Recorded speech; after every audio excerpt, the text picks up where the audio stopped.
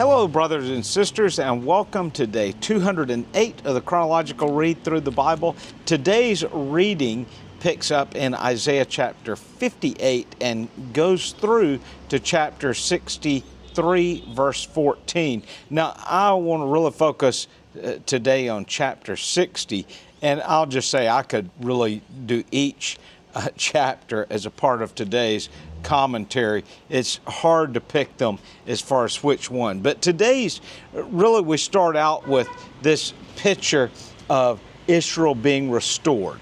And this one's one of these where, again, it's sort of a twofold fulfillment. We have not only Christ coming, the Messiah, walking the streets of Jerusalem and bringing freedom to the people, but we also have the Hebrew people being restored to the nation after the exile in Babylon. We have the Hebrew people being restored to the nation after having been scattered abroad for almost 2,000 years, and then in 1948 being reestablished as a nation.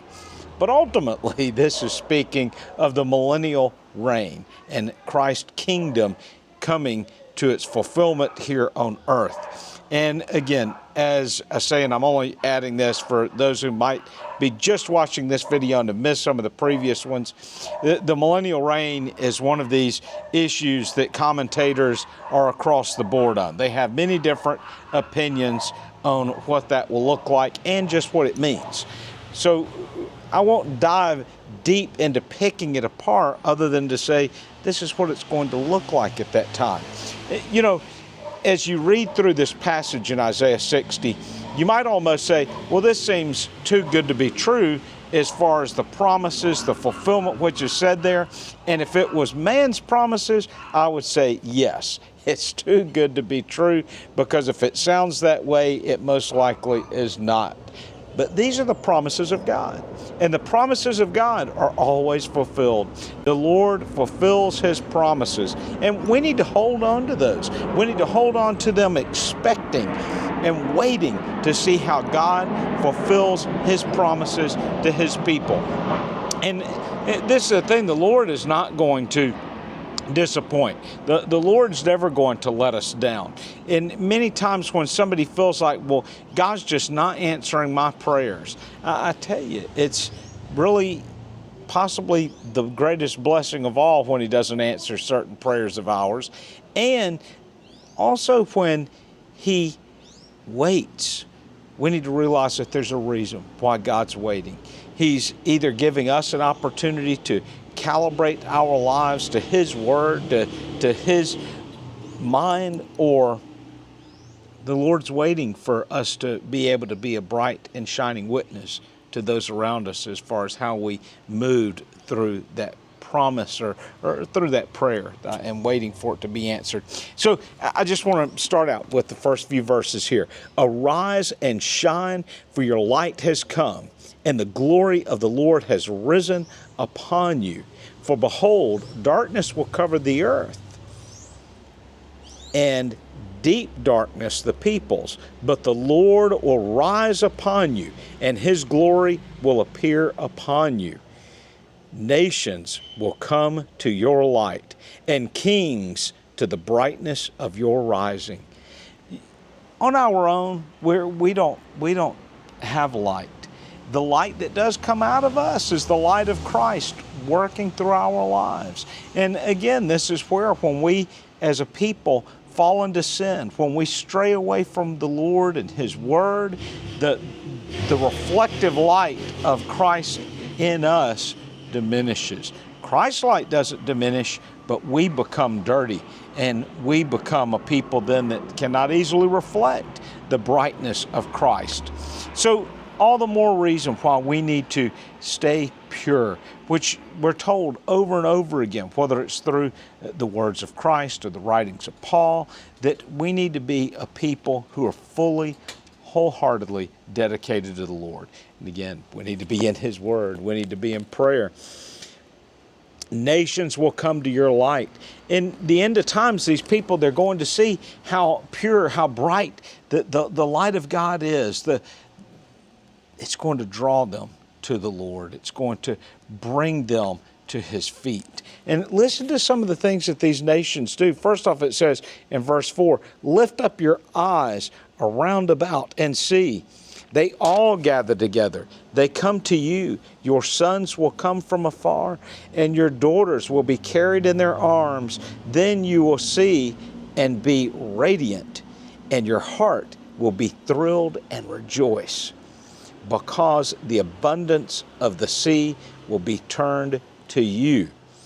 The wealth of nations will come to you. It's going to tell us that it's so much wealth flowing into God's kingdom, and speaking really of Israel or the city of Jerusalem at this time, that they won't even close the gates. The gates are going to be open because the world is bringing all this. And it's not bringing it in a sense to the Jewish people or the Hebrews. They're bringing it to the Lord. They're bringing it to honor God because they've realized He is the Lord. He is God.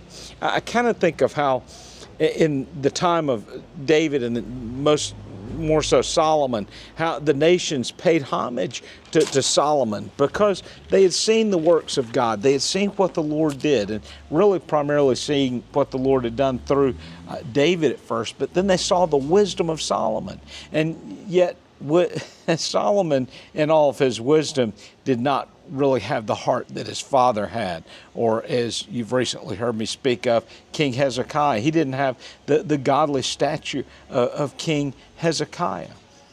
But the nations saw God at work, and they honored that. How much more will they honor God at work when the Messiah is reigning, and when they see a people who are wholeheartedly dedicated to the Lord? This is what we see unfold here. And also, I know one of the Messianic groups has used this as a passage of Scripture really to show a fulfillment here on their part. You know, the nations coming from all around the world are really the Hebrews coming back to their homeland, which we see today. But how much more will that be for the Jewish people returning to the land during the time of the millennial reign? Again, don't know exactly how the millennial reign is going to unfold. We just know it is going to happen. And I want to caution you, because maybe there's somebody that's watching this. This is a video I need to go more in depth to at some other point. But the Jewish people have not been replaced. I know there's a lot of people out there today that are gravitating to this replacement theology, and that the church replaced the Jewish people and the promises of God. And that's just not true. And as I say, that could be a whole nother teaching, really, and should be in and of itself. But be on guard for that mindset, because we see here how it's separating the two from the Jewish people and the nations, and we see this, how the Jewish people are and have a place in the end of times. They will be saved. It says all of Israel will be saved. And this doesn't mean down to every last person. This means the majority. And the way that I normally teach this is coming back and saying, people today would say, well, the Jews rejected Jesus. Well, all the disciples and early apostles were Jews. Those who gave their lives to the Lord on the day of Pentecost in Acts chapter 2 were Jews. So we see the early church was made up of Jewish believers in Yeshua, the Messiah. So to just say the Jews rejected, that's meaning the majority rejected Jesus as the Messiah. And in the same sense, when it says all of Israel will be saved, it means the majority will be saved. The majority will recognize Yeshua as the Messiah, Jesus as the Messiah. So just wanted to add that to you, so you can connect that with these scriptures as this is playing out here. And it says in verse 5, I think I'm backing up just a little bit, but then you will see and be radiant, and your heart will thrill and rejoice, because the abundance of the sea will be turned to you. The wealth of the nations will come to you. A multitude of camels will cover you. The young camels of Midian and Ephraim, and all from Sheba will come. And they will bring gold and frankincense and will bear good news of the praises of the Lord. All the flocks of Kedar will be gathered together to you. And it has all of these nations bringing their wealth, their treasure to the land to honor God, to honor God's people. And this doesn't mean any less for those who are Christian believers. It is, though, a wonderful fulfillment, and any Christian should rejoice to see the people who had once rejected the Messiah now accept him. That should be a point of rejoicing, not a point of contention, not a point of turning away. We need to greatly rejoice in this. Let me skip down a little bit to verse 10 here. It says, foreigners will build up your walls, and their kings will minister to you.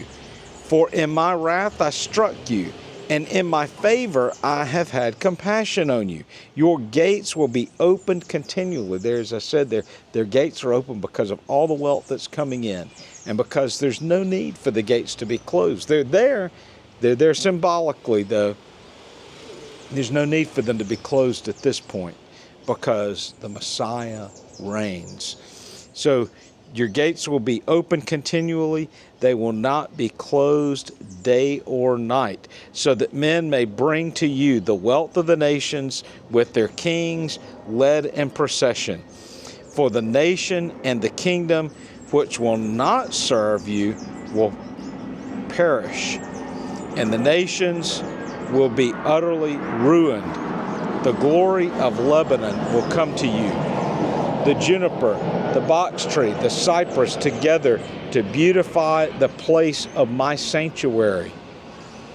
And I shall make the place of my feet glorious. You think of the earth being the footstool of the Lord, and this is kind of giving you this picture. This is where the feet will be.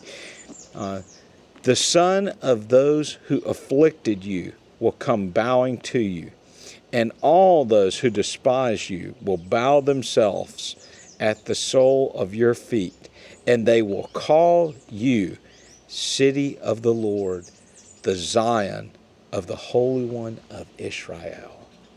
Well, brothers and sisters, there's so much more I could say, and I won't keep you any longer today, but just to say, this is a wonderful, glorious passage, as are the chapters around this. Isaiah gives us such a great picture of not only the Messiah's birth, the Messiah's suffering, and the Messiah's return. And this is again why the book of Isaiah is really one to be studied even at a greater depth than what we're doing. We're just skimming along the surface. But I want you to, as you do read these daily passages, consider how you're seeing prophecy that's been fulfilled, and you're seeing prophecy that is yet to be fulfilled, and you even see some of it which has been fulfilled within the last 100 years. You live in a time where the Bible is active and alive. When you think of people that would have lived 200 years ago, yes, the scriptures were the scriptures were still God's word. They were still fulfillment, but you live in a time where actual verses have been fulfilled in this day and age. And it really, in many ways, started in 1948 with Israel being restored. I know that's a controversial subject today with some. I hope it's not for you. I hope you see the hand of God in the restoration of the nation. I'll close with this because I don't want there to be confusion. There's a difference between political Israel and spiritual Israel. And so don't ever confuse that political Israel is all doing what's right. The Lord wants His people to be restored in a spiritual state. And at this point, the Lord appoints those who are in authority over us, and He's using the political arm to keep the nation secure and to restore them.